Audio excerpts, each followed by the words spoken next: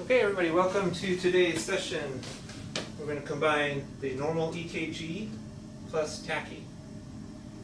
Okay, so as you have read already and studied a little bit, the normal EKG is important to know the basics of it. Okay, by knowing what the normal EKG is, then it helps you better apply the different concepts when you start looking at the abnormals.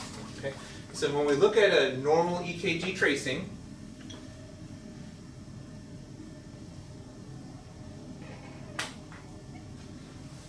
we have these components of it, right? So this first wave that comes on this EKG tracing is called the P wave. P wave. Yeah, very good. And what does the P wave represent? The ping. The ping, yeah. What does that mean also? SA node. Firing of the node and the contraction of the atria, atrial depolarization, right? All sorts of different ways of describing it. So basically it represents the contraction of the atria. And then this is the QRS complex, right? And now when you look at the QRS complex, it's named like that because the first deflection downward is considered the Q wave. The deflection upward is called the R wave. And the deflection downward is the S. You don't normally see all three parts of a QRS when you're looking at a normal EKG.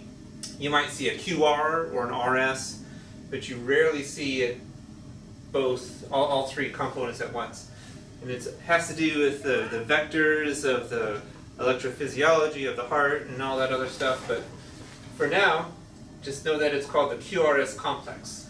We'll get into a little bit more of that later. And then what's the one after that, the little bump afterwards? T wave. T wave. And what does the T wave represent?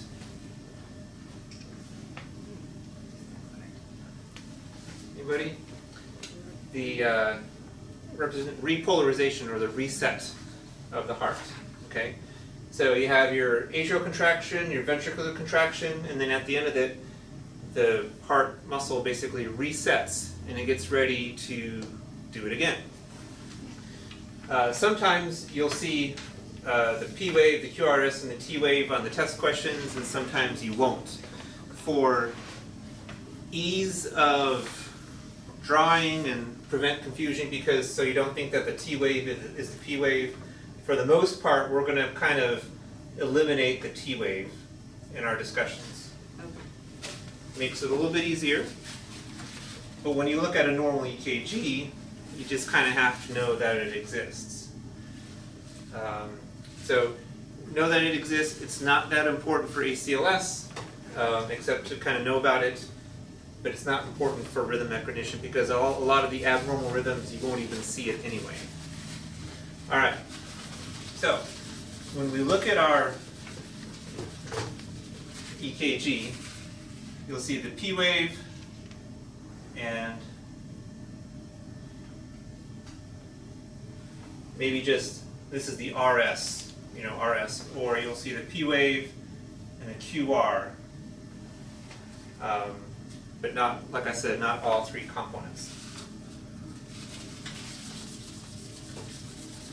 Additionally, when you look at the EKG, and they talked about this during the videos, but you have the boxes, right?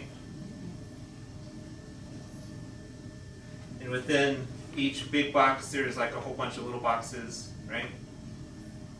And they talked about how to count the boxes for when you're estimating a particular rate of the EKG. Do you guys remember looking at that? I remember, but I don't remember. You don't remember what it was? I don't recall the number. 300, 150,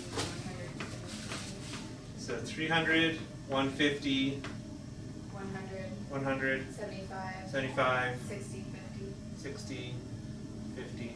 So it's an estimation of the number of beats per minute just by glancing at it to get a sense of whether it's a normal heart rate or not. Now for realistic purposes, when we have all these monitors on, you're going to see what the heart rate is.